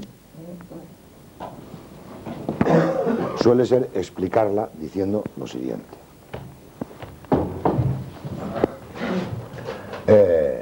Decisor, Pepe, una persona que se llama Pepe, lo meto en caja negra.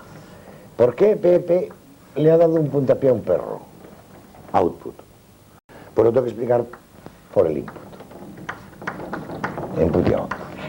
Entonces, quiero explicar lo que sale de Pepe en función de lo que le entra a Pepe, del input. Ese modelo está implícito en la mayoría de nuestros trabajos, ¿eh? Ojo. ¿Eh? No, en el tuyo no, porque tú estás en una escuela de dirección, que es una especie de lavado de cerebro contra estas cosas. Pero que es el que se nos cuela inmediatamente cuando empezamos a hacer investigación de acuerdo con las metodologías al uso. Porque honestamente lo que está en estos momentos como a lo que se le da el nombre de ciencia, básicamente es un análisis de observables por aquí para explicar observables por allá. Es eso, ¿eh? Cuidado que se nos desliza, que esto es, ahí voy a utilizar la expresión de Kuhn, sin más rigor ni matices, es el paradigma explicativo que tenemos en nuestra cabeza, en el cual además decimos que los inputs son la causa y el output es el efecto, lo cual es una barbaridad como la copa de un pino. Una barbaridad como la copa de un pino. Normalmente yo tengo aquí una persona. ¿Qué pasa? Que esto me funciona en ocasiones. Cuando lo que hay aquí o no decide o decide siempre lo mismo. Por ejemplo, yo puedo estudiar esto como un decisor. Un decisor, que lo que ve lo suelto se cae. O sea, ¿qué pasa? Que lo que hay aquí dentro puedo prescindir de ello, puedo abstraer, porque es lo mismo siempre, constantemente, no pasa nada. Y si lo he modelizado bien, yo sé que ese modelo me vale siempre. Pero la mayoría de las cosas experimentales es lo que alcanza. Este es el problema, que pensamos que esto nos alcanza, y no. No, yo creo que no. Verás, gracias a Dios yo estoy muy animado, porque todas estas cosas que yo estos años me he estado dando vueltas, veo que hay gente que está luchando con todo esto y que empieza a aparecer hasta en la física. No. En física yo no puedo explicar así ya. Pasan muchas cosas. Claro, está el viejo asunto de que, hombre, una verdad científica, ¿en qué se nota? En que predice. Pues es un criterio que no vale para casi nada. En ciertos casos no puede servir. Diríamos más bien que es un propio de las explicaciones, en ciertos casos restrictivos, pero nada más. Predicción. Se llega a confundir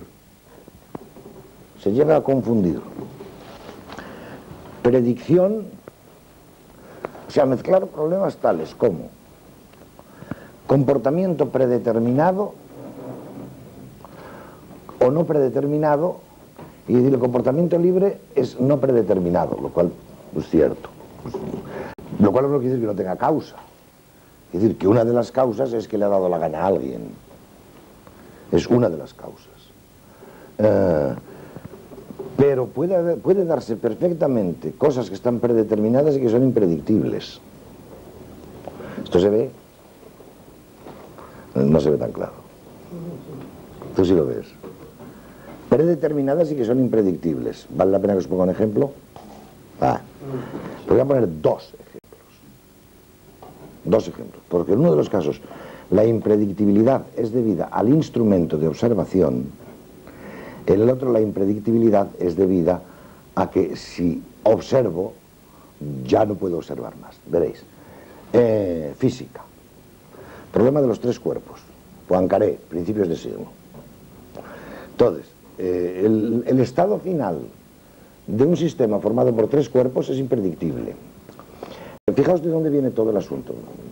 Si me entretengo en algunas de estas cosas me cortáis y me voy más al grano, pero si os vienen bien, me interesa lavar muchas cosas que hay por ahí en las cabezas al hablar de ciencia. Laplace había llegado a decir que si le dan el estado inicial de las partículas del universo con el estado inicial de las partículas del universo y las ecuaciones de Newton, puede predecir el estado de las partículas del universo en cualquier momento. Esta es la postura de Laplace. Como casi todos los científicos, deslumbrados por su propio éxito. No, la verdad es que luego los clásicos lo decían de otra manera, pero lo interpretan así. Y no voy a por qué lo... Pero al final era la postura del determinismo a ultranza de Laplace. Pues nada, que casi se convierte en verdad filosófica, y si tú, el universo está predeterminado, las partículas tuvieron un estado inicial, como tuvieron un estado inicial, si coloco con las ecuaciones newtonianas, pues podría saber y predecir cuál es el estado final. Entonces ese sueño desaparece a principios del siglo con el análisis que hace Poincaré de los tres cuerpos. Ahora es el problema de los tres cuerpos. Fijaos que para que yo pueda predecir el comportamiento de dos cuerpos, la masa M1 y la masa M2, dos puntitos, yo tengo que establecer la relación entre las dos masas. Esto significa que tengo que meter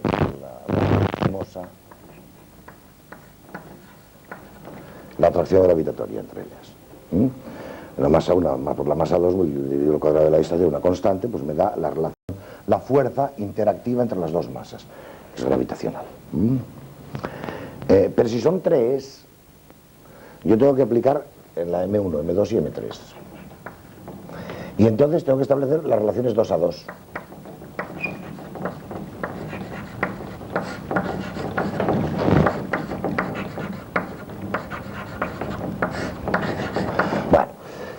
se empieza a montar el sistemita, resulta que pequeñísimas variaciones en los estados iniciales, pero pequeñísimas, debido al extraño... Bueno, fijaos que esto no me va a pasar casi siempre, que al meter una fórmula matemática haya denominadores en los cuales me aparezcan diferencias y cosas de este tipo. Por acá la división entre cero no está definida. Entonces, cuando me aparecen las relaciones entre los tres cuerpos y las empiezo a meter en las ecuaciones para intentar predecir, lo que Poincaré descubre es que pequeñísimas pero infinitesimales diferencias en los estados iniciales pueden dar lugar a estados finales terriblemente diversos del sistema. Todo el mundo tranquilo. Y bueno, ¿qué pasa? Mido con mucha precisión y lo puedo hacer. Pero es que no puedo medir con mucha precisión. Porque resulta que la posición de esas tres partículas en un espacio euclidiano, en un espacio normal, la posición de esas tres partículas viene representada por un punto. Es decir, las partículas, pues resulta que se encontrará aquí. O es decir, que sus coordenadas pues serían estas. Tendría las coordenadas. Bueno, entonces si lo mido con mucha precisión, su estado inicial vendrá determinado por tres números. Pero da la casualidad de que los tres números que aparezcan ahí, lo más probable, con probabilidad 1, es que sean irracionales. Es decir, que los números, claro, yo tengo números racionales, números enteros, números racionales y números irracionales, que son esos numeritos en los cuales, por más números que pongamos, nunca... son infinitas cifras. Y además, son inconmensurables, inconmensurables, efectivamente, y que además entre cualquiera de los números racionales, como puedo meter otro número que o es racional o es irracional, y luego puedo meter otro número, pues resulta que se demuestra en matemáticas muy claramente que el conjunto de números irracionales es un conjunto denso. Es decir, que los racionales al lado de los irracionales son como casi nada. La probabilidad de que me toque un irracional, es 1. Con que haya una sola posición de las partículas en una de las dimensiones que venga expresada por un número irracional, ¿qué le pasa? Que en las fórmulas de Newton tiene que utilizar números, pero no números irracionales. Ojo, para calcular tengo que poner cifras. Entonces, aunque le ponga 1.000.000 de cifras, desprecio otro 1.000.000 de cifras. Y resulta que las diferencias en las cifras despreciadas me dejan de determinar el tema. No sé qué puede ocurrir. Porque he tenido que despreciar una cola de cifras y las diferencias a nivel de esas colas de cifras ya me sirven para que el sistema se dispare o converja. No lo sabré nunca. Ese es Poincaré. ¿No te gusta? Sí, pero ¿el problema es de la herramienta o el problema es del concepto? El problema es de la herramienta de la matemática. Claro. Tú puedes hacer un simulador, pero si haces un simulador con tres partículas ya estás poniendo... El simulador es el problema. O sea, es el sistema mismo. Tú no puedes simular tres partículas con menos de tres partículas en un espacio. El problema es de la herramienta. Pero la herramienta es la matemática. Los números. Pero es que las fórmulas de Newton, que son las que me permiten a mí aplicar la mecánica, solamente tragan números como input. Es la limitación de la herramienta. Claro. El sistema está predeterminado, pero no puedo medirlo. No tengo fórmulas. ¿Puedo saber lo que ocurre? Sí, simulándolo. Oh, claro que sí, pero simulándolo. Y una vez que he hecho la simulación, ya para lo que quiero predecir, ya lo he visto. La simulación es imposible. La simulación perfecta es imposible. Bueno, no, es que en este caso la simulación es las mismas partículas, con lo cual tú vas tirando y vas viendo lo que les va pasando, tú vas pasando el reloj y vas mirando, mira el sistemita, mira el sistemita. Claro, cuando te hayan pasado 1000 años y hayas visto el sistemita, pues si vuelvo a empezar, mira, este ya lo guardé otras 3 partículas aquí, ahora los 1000 años harían esto, pues sí, suponiendo que tengo una vista suficientemente fina. Es la herramienta. Pero es que da la casualidad que la herramienta me determina las cosas también. Si un observador va con herramientas, si un observador tiene sus ojos, tiene sus microscopios, tiene sus fórmulas, tiene sus cosas. Un observador es un observador. Y un observador es un señor con patas, que aprende y que le pasan cosas. Entonces aquí está. Es un primer ejemplo de algo que yo no he perdido. Predeterminado e impredictible para un observador. O sea, para un observador determinado está predeterminado y es impredictible. Bueno, un ejemplo de predictibilidad o sea, del valor de la predictibilidad.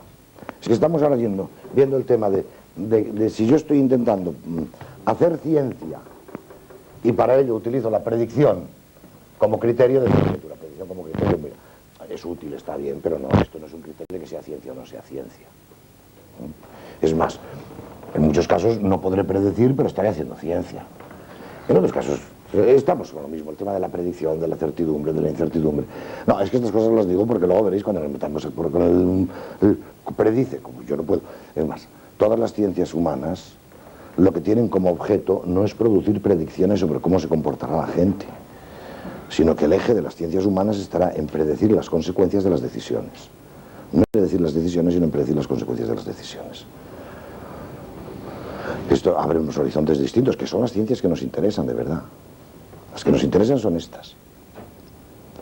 Y cuando queremos estudiar la acción humana, no estamos estudiando la acción humana para saber cómo va a actuar la gente, sino para ayudarla a actuar mejor. Esto es lo que vamos a ver. Y si la gente como se mira, y digo, ojo, para el investigador cuando se mete, digo, mira, métete con un enfoque serio, digo, hombre, en muchos casos, el suponer es que veníamos porque tú decías que para las ciencias naturales esto sirve. Y bueno, pues sí, dentro de ciertos límites, pero no nos engañemos, no convirtamos aquello en el paradigma del conocimiento perfecto y científico. Es un truco que nos va bien para ciertas ciencias naturales, en las cuales puedo suponer que este objeto que está aquí, al meterle un impulso, produce una reacción y que es constante. Esto es lo que llamaré yo sistema estable. Y para estudiar sistemas estables. Y esto es un sistema estable. Por todo lo que se me ha ocurrido a mí en la vida, me parece que sí, porque vamos, si esto ahora resulta que al soltarle pegase un chillido, me llevaría una sorpresa que para qué, más bien pensaría que estoy enfermo. Pero me dices, ¿te juegas tu vida a que esto es un sistema estable? Digo, no, yo no juego la vida a nada de estas cosas, que me tienes sin cuidado. Una buena aproximación del comportamiento de la tiza es como un sistema estable, punto, tranquilo. A efectos prácticos lo voy a utilizar. Pero entonces estoy utilizando la utilidad como criterio Sí. de ciencia. Sí, sí. Pero no el único. No el único. Pero sí lo estoy metiendo como criterio. ¿Pero como criterio definitivo o no? Oh, definitivo. Si yo consigo que lo que estoy diciendo sea operativo, un alto grado de certidumbre y útil, encantado de la vida. Dame una alternativa mejor. O sea, nada de cerrazones. Eso es lo que estoy haciendo. Estoy diciendo que los... Pero, por ejemplo, recién, cuando usted evaluaba la doctrina de Popper, decía, bueno, en definitiva esto no me es útil. Oh, claro, digo, sin embargo, no, Popper sí. Muchas de las cosas que dice Popper sí. Digo, pero encerrarme en ese problema. O sea, es decir, que la ciencia, ¿qué tiene como objeto? Encontrar verdades ciertas y absolutamente indudables. Digo, no. No. Pero la descalifico porque no me sirve en la práctica, me paraliza en la práctica. Y me paralizaría en la práctica si fuese el único criterio. Si yo voy a utilizar, para la elaboración de ciencia voy a utilizar 3 criterios. Conjugados. Y vamos a hacer una cosa que funcione. Lo que no acepto es que quitemos 2 de ellos y que nos quedemos solo con uno. Ahora, el juzgar la utilidad de eso, ¿a la luz de qué criterios está? Pues eso es lo que vamos a tener que hacer. Esto vamos a ver cómo operacionalizo ese criterio.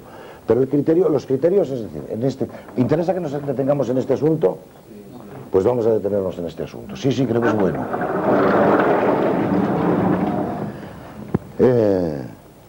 Ya se ve que hay gente interesada en la investigación y entonces hay que ir cada vez más a fondo por aquí.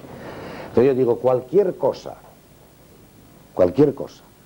que sea producto de una elaboración sistemática, que me intente dar un conocimiento sobre la realidad, se va a acabar manifestando en afirmaciones del tipo, si A, entonces B. El producto final de todas las elaboraciones científicas son afirmaciones de este tipo. Entonces una ciencia lo que pasa es que tiene unas cuantas afirmaciones de estas, mete unos operadores, sacas muchas como teoría, como tal, y etc. Entonces pero digo, afirmaciones de ese tipo, permíteme que entre por otro lado.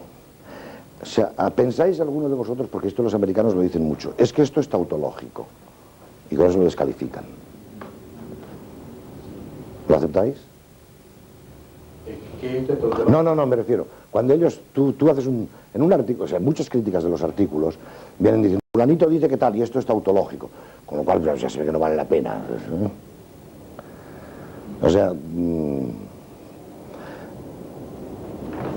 en ocasiones se piensa que una verdad tautológica, bueno, qué tontería, que es una tontería, que no vale la pena escribir un artículo para decir una tautología. Puede ser porque es una ilustración más... ¿Depende de qué? ¿Depende de qué? Porque vamos a una cosa. Por supuesto que hay tautologías del tipo siguiente. Que yo estoy con los chicos en el máster de cuando sale. Es que esta empresa, su problema es que no gana dinero y lo que tiene que hacer es ganar dinero. Entonces le dices, chico, esto es verdad. Y el chico sonríe. Pero eso es una estupidez. Y por la estupidez que has dicho te pondría una C, si no te corriges. Si dices mentiras ya verás, esto es tu problema más gordo, pero verdades estúpidas, no, aquí estás para decir verdades útiles. Entonces resulta que las tautologías, toda la matemática es una tautología. Toda la matemática es una tautología. Es más, si no lo fuese no estaría bien hecha. Pero claro, una cosa es que la matemática sea una tautología y otra cosa es decir que una afirmación como esta, que es tautológica, y a lo mejor me equivoco, tú me corriges, la integral de Dirichlet, que me parece que es entre menos pi partido por 2 y pi partido por 2, de seno de x, diferencial de x.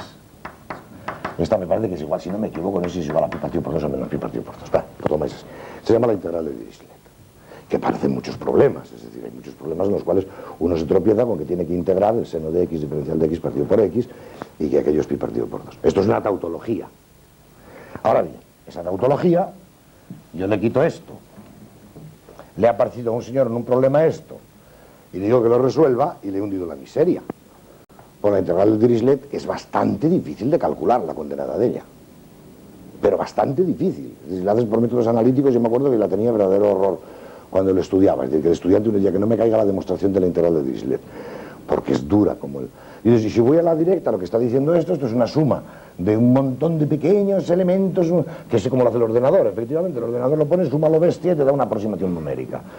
Pero dices, pero que uno se pone a hacer aquello en un examen y le han fundido.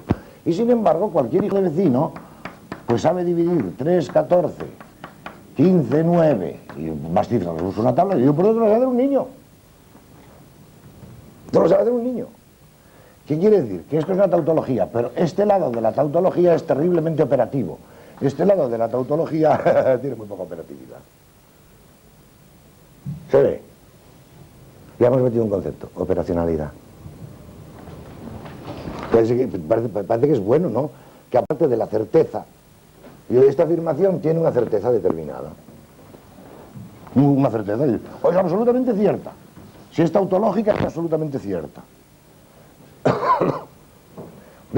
La gente dice, ¿verdadera o falsa? Y ya está. Vamos a buscar afirmaciones de ese tipo que sean verdaderas. Y bueno, mira, espérate un momento. Si me dices verdadera o falsa y afirmaciones verdaderas, la verdad es que me estás diciendo muy poco. Porque yo puedo dedicarme a encontrar afirmaciones de ese tipo verdaderas, incluso un cálculo, una tautología que desarrollo hasta cualquier límite, o puedo dedicarme a encontrar sencillamente lo que pasa con las partidas de ajedrez, que tengo bastantes, hasta un trillón, me parece. Si muevo el peón, entonces no sé qué.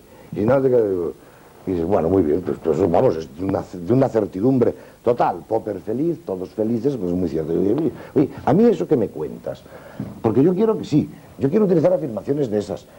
Pero mira, si son un poquito menos ciertas, pero ocurre que puedo perfectamente conseguir ponerlo con mis operaciones, es decir, puedo realizar A, lo cual significa que el realizar A es operacional, o sea que A es operacional, para mí. Y resulta que B expresa adecuadamente algo que quiero obtener, que me satisface, que me es útil, ¿sí? Esa afirmación es una joya. Entonces esos son los tres criterios que voy a utilizar. No, a mí me interesan afirmaciones que sean verdaderas, operacionales y útiles. Y claro, dices, oye, que el máximo de utilidad, es decir, que B, el logro de B significa la felicidad humana, la felicidad mía, del decisor. Que A es algo que puedo hacer ahora mismo y que además es absolutamente cierto. Y digo, hombre, si las tuviese ya me encantaría, pero me da la sensación de que no las tenemos. Luego tenemos que jugar con los tres criterios. ¿Y esto es para toda ciencia o la ciencia práctica? Toda. Es que hay ciencia teórica. Ah, ya veo que esto, ya estoy empezando a hurgar en vuestras cabezas. Es decir, ese criterio de distinción entre una ciencia, digamos, especulativa, digamos, que busca... La distinción es mortal. Al menos en el tiempo se da. Esa distinción es la que vamos a intentar con el doctorado de Filosofía de la Acción eliminar. La distinción entre teoría y praxis es diabólica. No entre teoría y práctica, sino entre, digamos, ciencia especulativa y ciencia práctica. Esa distinción hay que tomarla con mucho cuidado. Es decir, distinción hay, lo que no hay es separación. No hay separación. Entonces, manejar distinciones, o sea, uno de los grandes errores que se pueden cometer es separar lo que es distinguible. Porque separación es otra cosa completamente distinta. Por ejemplo, yo puedo distinguir entre la cantidad de producción y la calidad de la producción. No voy a separarlas. ¿A alguien se le ocurre nombrar a un responsable de la cantidad de producción y a otro responsable de la calidad de la producción? No son separables. Rompo la unidad de la cosa. Entonces, cuando yo separo teoría y práctica, estoy rompiendo al ser humano. Sin embargo, que en el ser humano hay procesos abstractos, intelectuales, de pensamiento, eso es evidente. Pero que al mismo tiempo esos procesos hacen referencia a una finalidad práctica, también es evidente. No los puedo romper. Eso nos puede llevar a una desviación brutal en las... Es más, es la que nos ha llevado en el desarrollo de las ciencias. Concretamente en estos momentos, el doctorado de Filosofía de la Acción en Pamplona lo montamos como en parte es el intento que vamos a hacer, unos poquitos señores, para luchar contra esa distinción, para tratar de llevar a la universidad al estado primitivo que tenía hace 6 o 7 siglos. Permítame decir algo, había un profesor alemán cuyo apellido en este momento no recuerdo, y tenía una frase que decía: nada es más práctico que una buena teoría. Sí, pero es que es lo mismo. No, es que es verdad, pero hay que ver por qué. Hay que ver por qué y qué es una buena teoría. Ya veréis, cuando os vaya lavando un poco el cerebro, la palabra bueno o malo las vamos a quitar de en medio. Y vamos a empezar a hablar de eficaz, eficiente y consistente, que son dimensiones distintas. Y estoy intentando concretar más operativamente lo que llamamos bueno o no llamamos bueno. Ahora voy a dar un pequeño paso en ese sentido. Pero todo el tema es decir, yo puedo hacer pensamiento, yo puedo montar modelos, yo puedo hacer cálculos. Y es más, lo que os estoy insistiendo ahora es en lo siguiente: si vais a la investigación, si vais a procesos de decisión, lo que vais a intentarme investigar es cómo actúan los conocimientos, aparte de otras cosas, lo veremos, en los seres humanos para que tomen decisiones. Y a explicar la realidad como un proceso de acción humana, en el cual yo monto modelos especulativos, que pueden tener grandes ventajas, pero lo importante es cómo los conecto con la realidad, en la acción, en la decisión, cómo los oriento hacia las decisiones. Entonces la separación entre teoría y práctica es, daos cuenta de una cosa muy sencilla. Si el ideal de desarrollo del ser humano es parecerse lo más posible a Dios, en Dios no hay distinción entre teoría y praxis. Y que el problema de haberlo distinguido nos ha traído serias dificultades, porque luego vendrán señores que quieren hacer una praxis desprovista de contenido intelectual, se convierten pragmatistas, utilitaristas, pero fijaos una cosa, si le dais vueltas, los pragmatistas y los utilitaristas, veréis que caen en los alicates del conocimiento. Porque claro, yo no estoy diciendo que al juzgar una cosa por la utilidad, no estoy diciendo que la juzgues por tu idea a priori de la utilidad, porque entonces sí que has vuelto a caer en los alicates del conocimiento. ¿Cómo juzgo la utilidad? Pues fíjate, vamos a tener que desarrollar toda la teoría para eso. Ahora, yo estoy de acuerdo en la crítica de la separación entre teoría y práctica. Ahora, el punto era, me parece, era la distinción entre ciencia especulativa y ciencia práctica, que me parece que responde a cánones clásicos, porque Sí. que parten incluso de la base antropológica de distinguir el entendimiento especulativo y el entendimiento práctico. Sí. Bueno, pues eso también, somételo, Eso me parece... ponlo entre paréntesis. Ponlo entre paréntesis porque lo vamos a atacar. Lo vamos a atacar. Aunque esté en Aristóteles. Es que no está en Aristóteles. está en aristotélicos. Los aristotélicos han clasificado cosas que Aristóteles... Mira, si quieres ver el gran problema del conocimiento en el mejor de todos los aristotélicos, que mejor lo utiliza que esto más de aquí, ¿no?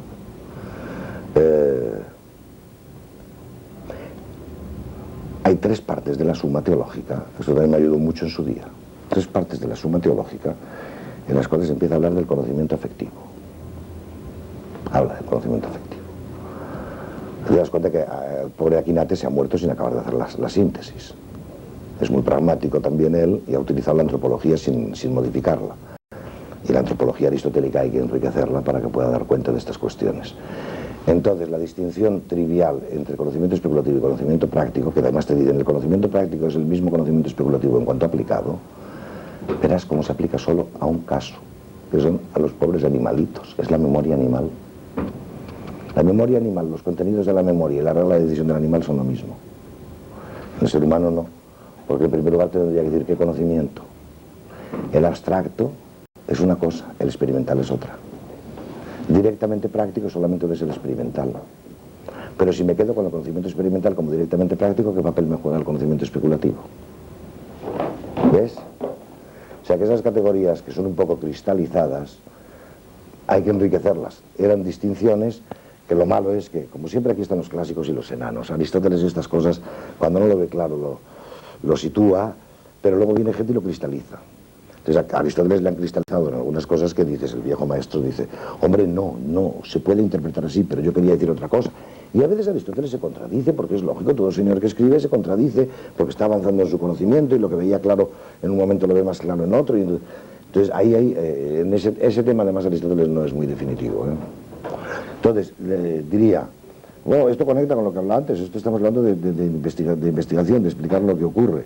Y os estoy animando diciendo, cuidado que una teoría de las decisiones puede ser extraordinariamente útil para explicar lo que ocurre. Es decir, que hemos subido el tipo de interés y se nos vienen capitales de fuera y hay señores de aquí que lo que están haciendo es exportar dólares, por no saber qué. Digo, estas cosas que pasan y que el de macro va e intenta manejar magnitudes a ver si aquello le cuadra. Os diría es extraordinariamente útil para enfocar lo que os metáis en los zapatos de los señores que están tomando las decisiones y a ver qué variables son significativas para ellos y montar el modelo sobre esas variables. Sobre las variables tal como influyen en las decisiones de la gente. Tal como influyen en las decisiones de la gente. Es un elemento, es para penetrar en la explicación, para identificar variables, esto es importantísimo. Y generalmente lo que tendemos es a abstraer todos esos procesos e intentar montar las secuencias en función de las variables que ya conocemos, de los modelos que ya conocemos, esos modelos especulativos que ya conocemos. Bueno, yo os animo al otro.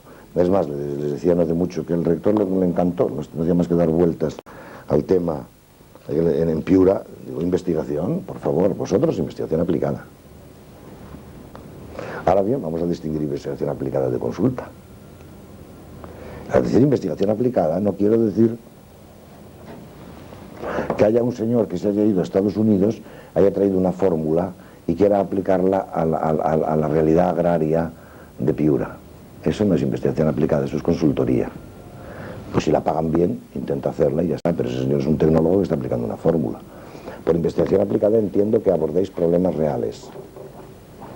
Es decir, cómo conseguir que el campo, que la agricultura en Piura sea mucho más, ha podido ser, era mucho más rica, porque no lo es ahora, ¿qué le pasa? ¿Por qué no se produce más en la zona de Piura, que tiene muy buen terreno y que hay zonas que están regadas y que no se utilizan? Estudiarlo. Y lógicamente ahí tendrán que entrar a estudiarlo, pues desde los señores que saben de biología, porque no sé qué especie de algodón ya no se pueden cultivar porque les pasa no sé qué, porque había que encontrar una especie de algodón que le pase no sé cuántos, o porque los ecuatorianos lo han hecho mejor, han enganchado el mango, lo producen no sabe cuándo y se lo están metiendo a los americanos que para qué.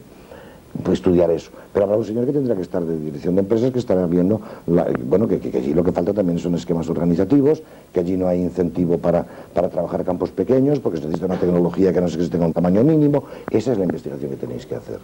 Y además hacerla con el ánimo de resolver problemas y de modificar la teoría. Yo esto además lo digo con conciencia muy segura en América, porque está clarísimo que los problemas de América no los va a resolver un economista yanqui ni europeo, que están manejando economías domesticadas por todas las esquinas. Estas son gatos salvajes. Pues hijo, diga por ellas. Y a ver qué pasa, ¿no? Y a pensar. sin prejuicios, partiendo de lo que ya sabe uno, pero no cerrándose en esas variables. Y yo digo, la gran apertura es cuando empecéis a pensar en los procesos de decisión de la gente. Me da lo mismo, en cualquier terreno. Allí les ponía el ejemplo en Perú, hablando de estos temas, les decía, mirad, hay un señor que ha escrito uno de los libros que más influencia han tenido en Perú y que no conscientemente, porque no lo hizo conscientemente, está aplicando el enfoque de análisis de decisiones. Es el libro este que seguramente conoceréis por aquí, del otro sendero.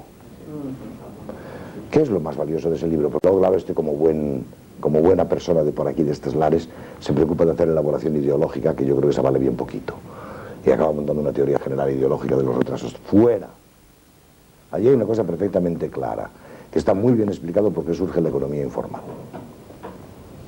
Está muy bien explicado. ¿Cómo? Además, con dos casos que ha estudiado a fondo de lo que tiene que hacer un señor para montar un taller de no sé qué o para montar una tienda de no sé cuántos. Entonces, describe todo el proceso, porque fue gente a hacerlo, lo ves el proceso y dices, demencial. O sea, este señor lo que hará será poner su tienda y que sea lo que Dios quiera. Claro, si le persiguen y lo fusilan, no pondrá la tienda. Pero si toda la penalidad que va a tener por no poner la tienda es que a lo mejor tiene que pagar una coima cuando tenga la tienda en marcha, no se sabe quién, porque además todos los mercados informales de Perú están vigilados por la policía con toda paz, y los policías son los primeros que compran. Es estúpido pensar que habiendo este proceso para que este hombre monte la tienda o este proceso, que además le costaba un montón de dólares, tenía que pagar un montón de coimas, perdía un montón de tiempo. Dices, es estúpido, no va a montar una tienda. Se irá y la montará, sacará su tenderete, que es lo que tiene el pobre hombre, la idea de que puede vender aquellos productos del agro que tiene allí, los llevará, los pondrá en una mesita y empezará a vender. Es claro, si se pone a hacer eso en el centro de Lima, pero como ya hay sitios que o sea, ese es ese proceso. Es ese proceso. Nada de fuerzas de la historia ni de todas estas cosas. A ver cómo decide aquel señor, cómo su conocimiento, y no vamos a tropezar enseguida con el tema del conocimiento de una persona, de su motivación y de tal, pero bueno, a ver cómo decide. Yo creo que este es el camino para hacer. No está tan lejos lo que estoy diciendo. Si quisieseis hacer sociología, según la única metodología que me parece a mí que intenta explicar, que es el individualismo metodológico de Boudon, en el fondo es esto. Sin meterse en estas honduras filosóficas que usted plantea, en lo que es la decisión empresarial, el tema de cómo decide la gente, cómo decide el directivo, ha sido un tema recurrente, pero lo que saco en conclusión escuchándolo es que evidentemente se ha huido a las preguntas, a las respuestas fundamentales. Bueno, uno de ellos es el modelo de Kepner-Trigo, está resumido en un libro que se llama El directivo racional. Bueno, es una pregunta permanente, porque afortunadamente están las escuelas de dirección de empresas que han tenido que meterse con ella y que han tenido que meterse y además venderse a la gente que les está pagando dinero en los programas, que piden resultados, que no piden simplemente explicaciones, y que se ha avanzado. Bueno, yo diría que lo que se ha hecho es avanzar el enfoque. Y las explicaciones que se han dado hasta ahora, madre de mi vida, se trata de que las hagamos mejores. Pero ese está metido ahí, pero yo no veo por qué. Es decir, los cursos mejores que conozco sobre macroeconomía son los que desarrolló Bruce Scott hace años, se metió con ellos, y claro, ¿qué es lo que está haciendo? Como la macroeconomía, al fin y al cabo, trata con una serie de variables que son importantes para la decisión política, lo que hace es estudiarlas en el contexto de las decisiones. Son apasionantes, los alumnos entran como fieras. Es decir, este hombre escribió los casos y del plan de estabilización del Japón. El plan, en España tenemos escrito algunos casos, una preciosidad. Además están con los vídeos de los señores que los implantaron, desde Alberto Ullastres pasando por no sé qué. Y son la España del 59, situación, variables, no sé qué, no sé cuántos. El intento de explicar por qué se plantó la política económica que plantó el amigo Ullastres, y además explicada por él, y eso es lo que se discute. Claro, pues hay que conocer los modelos, pero luego se discute. Y se ve si tal, si el modelo era incompleto, si podían fallar cosas, luego viene al cabo de unos años otra, y son secuencias de estas en las cuales pues la gente está viendo cómo el decisor, en este caso político, no es un empresario, el decisor político está marcando unas determinadas líneas de actuación, pensando en que las cosas van a ir de una cierta manera y que al tocar esto va a moverse el otro, si A entonces B, etcétera, etcétera. Y ahí están tragando todo el modelo, vaya.